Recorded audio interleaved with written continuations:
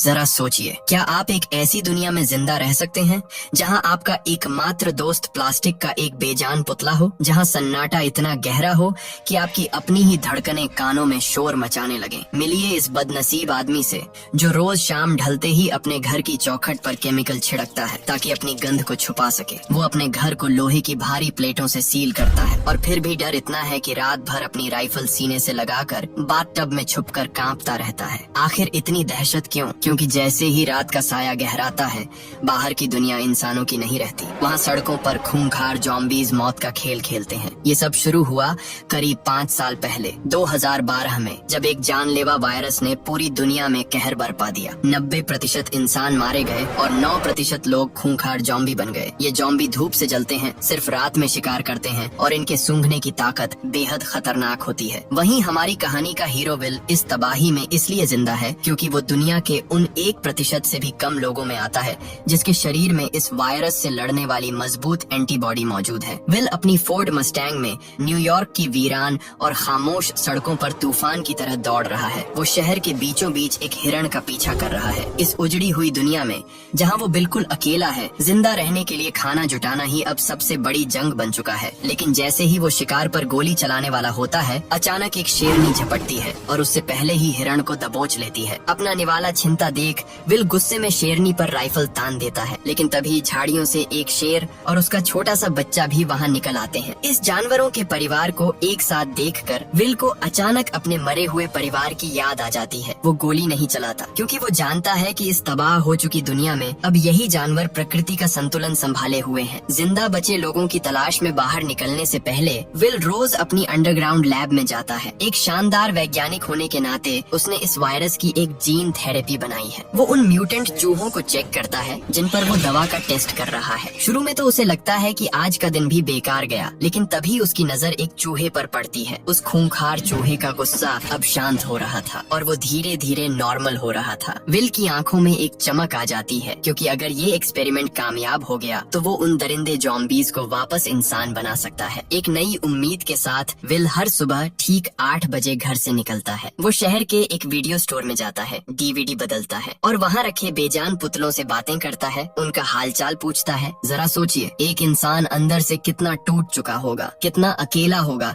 कि उसे प्लास्टिक के पुतलों से दोस्ती करनी पड़ रही है। वो शहर का कोना कोना छान मारता है, हर जगह को मैप पर मार्क करता है और खाना इकट्ठा करता है। ठीक दोपहर के 12 बजते ही विल रेडियो पर एक मैसेज ब्रॉडकास्ट करता है और किसी चमत्कार की उम्मीद में रोज घाट पर जाकर इंतजार करता है। लेकिन पूरे 3 साल बीत चुके हैं और उस रेडियो से आज तक किसी की कोई आवाज नहीं आई। अपने इस खौफनाक अकेलेपन को भुलाने के लिए विल एक विशाल एयरक्राफ्ट कैरियर पर जाता है और फाइटर प्लेन के ऊपर खड़े होकर गोल्फ खेलता है। सब कुछ रोज की तरह ही चल रहा था, लेकिन तभी उसके वफादार कुत्ते ने कुछ अजीब महसूस किया। विल मुड़कर देखता है, दूर उन वीरान और खामोश सड़कों पर कोई हलचल हो रही थी। बिना एक पल गंवाए विल अपनी राइफल का स्कोप आंखों से लगाता है और देखता है कि वो हलचल किसी और की नहीं बल्कि एक हिरण की है। ताजे शिकार की तलाश में विल और उसका कुत्ता तुरंत उसके पीछे निकल पड़ते हैं, लेकिन तभी एक बहुत बड़ी गड़बड़ हो जाती है। घबराया हुआ हिरण भागते भागते सीधा एक खंडहर और अंधेरी इमारत के अंदर जा घुसता है। शायद लंबे समय से भूखे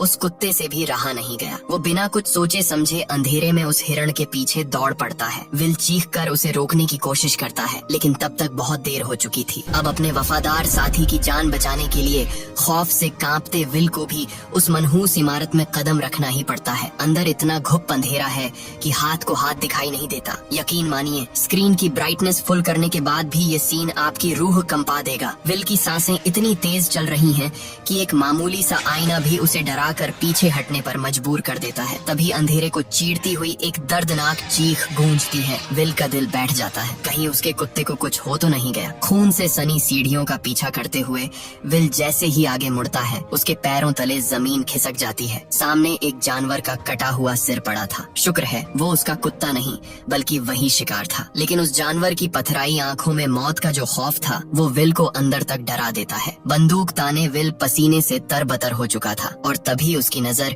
एक ऐसे खौफनाक नजारे पर पड़ती है कि उसकी सांसें हलक में अटक जाती हैं। उससे महज 5 मीटर की दूरी पर अंधेरे में छुपने वाले खूंखार ज़ॉम्बीज़ का एक पूरा झुंड खड़ा था। मौत बिल्कुल सामने थी, लेकिन अपने कुत्ते के लिए विल अपनी जान हथेली पर रखकर दबे पांव आगे बढ़ता है और आखिरकार एक मेज के नीचे दुबका हुआ उसका जर्मन शेफर्ड उसे मिल ही जाता है, जो खौफ से बुरी तरह कांप रहा था। जैसे ही विल राहत की सांस लेकर अपने कुत्ते को पुकारने ही वाला होता है, तभी वो देखता है कि कुत्ते की डरी हुई निगाहें विल के ठीक पीछे टिकी हैं। विल का खून सूख जाता है, उसे एहसास होता है कि उसके पीछे कोई है, और जैसे ही वो पलटता है उसके सामने साक्षात मौत खड़ी थी। बिना एक सेकंड गंवाए विल अपने कुत्ते को लेकर पागलों की तरह बाहर की तरफ भागता है। खूंखार जॉम्बीज बिल्कुल उनके पीछे थे। वो पकड़े ही जाने वाले थे कि तभी विल एक खिड़की से सीधा बाहर धूप में कूद जाता है। एक जॉम्बी भी उस पर झपटता है, लेकिन सूरज की रोशनी पड़ते ही वो बुरी तरह जलकर जमीन पर तड़पने लगता है। इस खौफनाक एनकाउंटर ने विल को डरा तो दिया था, लेकिन उसे इन दरिंदों का ठिकाना भी मिल गया। अब विल एक खतरनाक दांव खेलता है। वो जॉम्बीज पर एक्सपेरिमेंट करने के लिए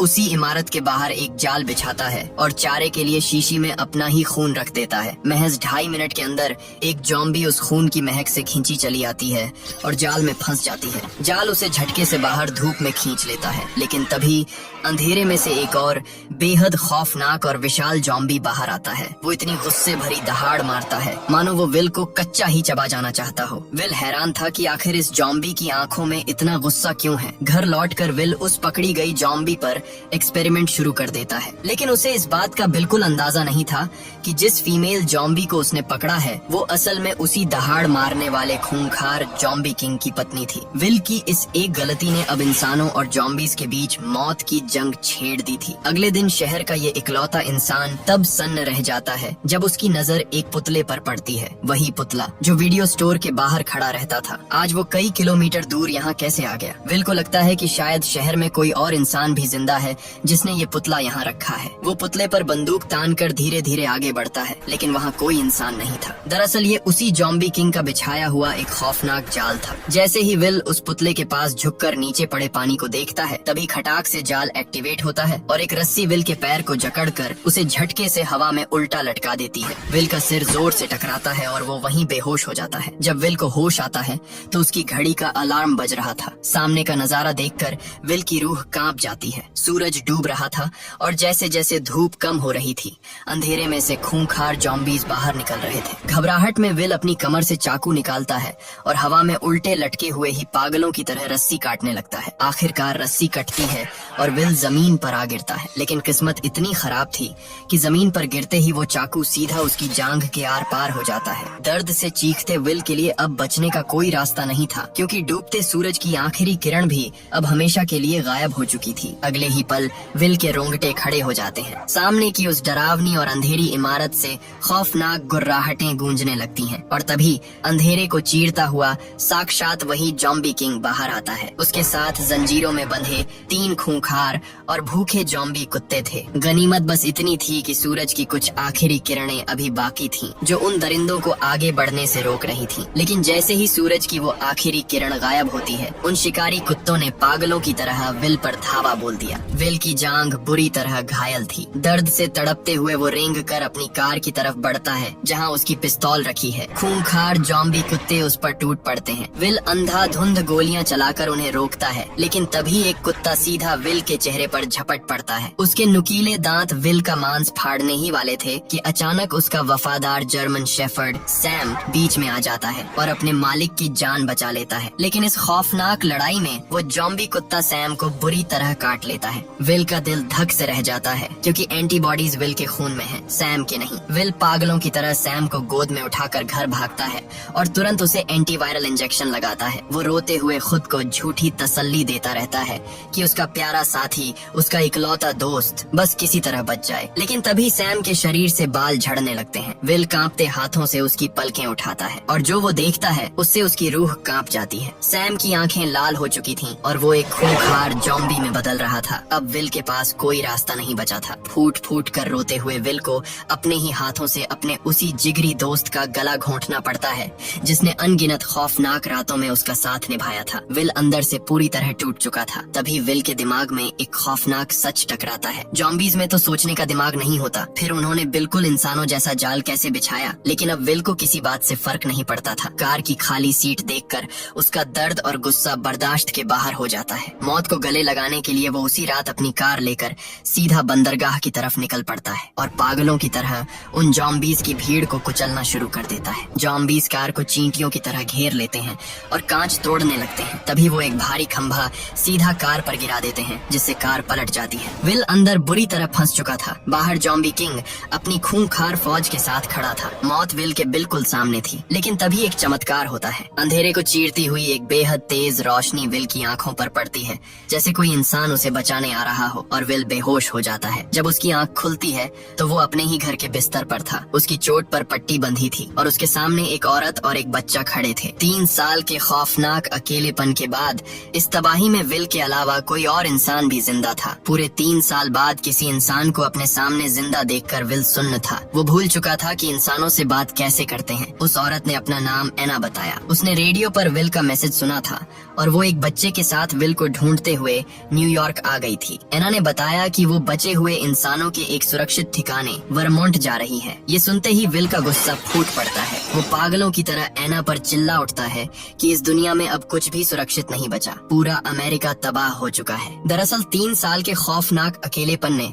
विल के दिमाग को हिलाकर रख दिया था। उसने खुद को सिर्फ एक ही मकसद में झोंक दिया था, इस वायरस का इलाज खोजना। लेकिन एना की बातों ने उसकी पूरी दुनिया पलट दी। क्या सच में और भी इंसान जिंदा है? अपने कमरे में घंटों खुद से लड़ने के बाद विल बाहर आता है। एना उसे अपने साथ उस सर्वाइवर कैंप में चलने की मिन्नतें करती है, लेकिन विल साफ इनकार कर देता है। तभी एना की नजर विल की अंडरग्राउंड लैब पर पड़ती है। बर्फ की सिल्लियों पर लेटी उस खूंखार फीमेल जॉम्बी और दीवार पर टंगी सैकड़ों जॉम्बीज की तस्वीरें देखकर एना के होश उड़ जाते हैं। क्या विल सच में इन्हें वापस इंसान बना सकता है? लेकिन इससे पहले कि एना कुछ और पूछती, सूरज ढलने लगता है। विल पागलों की तरह घर के सारे दरवाजे और खिड़कियां सील करने लगता है। एना फिर से उसे कैंप चलने के लिए कहती है। तभी बाहर से एक दिल दहला देने वाली आवाज आती है। विल एक छोटी सी दरार से बाहर झांकता है और उसकी सांसें हलक में अटक जाती हैं। खूंखार जॉम्बीज की एक विशाल फौज सीधा उसके घर की तरफ बढ़ रही थी। विल हैरान था कि आखिर इन दरिंदों को उसका ठिकाना कैसे मिला। उसने तो अपनी गंध हमेशा मिटा दी थी। तभी उसे याद आता है कि कल रात जब एना ने उसकी जान बचाई थी तो उसने उनके पीछे आने वाले निशानों को नहीं मिटाया था। लेकिन अब पछताने का वक्त नहीं था। विल तुरंत घर के बाहर लगी सारी तेज हाई पावर लाइट्स ऑन कर देता है। लेकिन हैरानी की बात, जो जॉम्बीज रोशनी से डरते थे वो अब बेहद चालाक हो चुके थे। वो एक एक करके सारी लाइट्स तोड़ देते हैं और घर पर धावा बोल देते हैं। खौफ से कांपते हुए विल